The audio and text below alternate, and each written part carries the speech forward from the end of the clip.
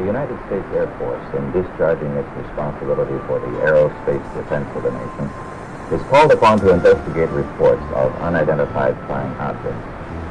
Two Air Force officers have over the years been very closely associated with this activity.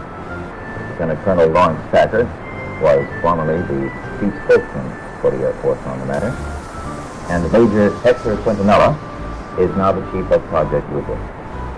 Major Quintanilla, what are the objectives of Project UFO? The objectives of the program are twofold. They're the same as they have been since 1953 when the regulations were written. First of all, to try to determine if the UFO phenomena presents a threat to the security of the United States. And second, to determine if the UFO phenomena exhibits any technological advances which could be thrown into research and development. What's the record so far? Today we have over 10,000 cases of flight Patterson Air Force Base, of which 646 of these remain unidentified. That's not to say that we could not have identified more cases if we had gotten to the observer quickly and such a local activity. The Air Force has been accused from time to time of hiding information about UFO. What do you have to say to that kind of thing? These charges are absolutely untrue. Actually, the United States Air Force releases statistics on the UFO phenomena through the Department of Defense press desk periodically, and we've always honored accredited media when they want to investigate a given specific sighting. There's nothing to hide. There's nothing to hide at all. Is there anything in the files, either classified or unclassified, that would indicate that there may be extraterrestrial visitors over here? First of all, the project is completely unclassified. And there is nothing in the records which would indicate that we have been visited by any advanced civilization. How does the Air Force look upon people who make reports of UFO? Do they look on them as qualified observers? Yes, they do look on them as qualified observers.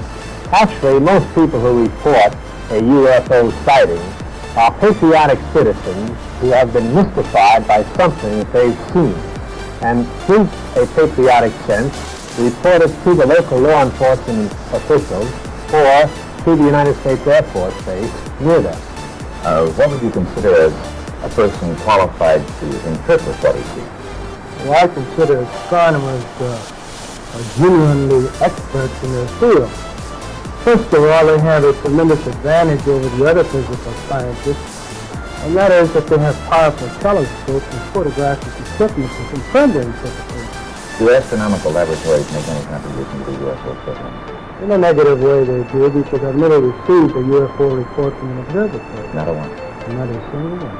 Well, how about the tracking and detection facilities that the Air Force itself has? How does this look at this? Well, actually, to begin with, the United States Air Force is charged by an act of Congress with the air defense of the United States. And the North American Air Defense Command and the Air Defense Command have space tracking facilities which are constantly on the alert 24 hours a day. We're interested in anything that flies in our atmosphere. Well, how about UFO reports in other countries? How are they handled? UFOs actually occur worldwide. However, the United States is the only country in the world that places as much emphasis on the phenomenon. Other countries place a burden of proof on the observer and not on the Air Force. And that would make your job a lot easier if they did that here. Yes, it is.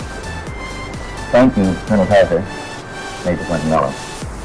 I would like to close by reading a very brief excerpt from the report of the Air Force's Scientific Advisory Board, which they made recently upon completing a detailed review of the subject of UFO. This is a statement. The committee concluded that in the 19 years since the first UFO was sighted, there has been no evidence that unidentified flying objects are a threat to our national security.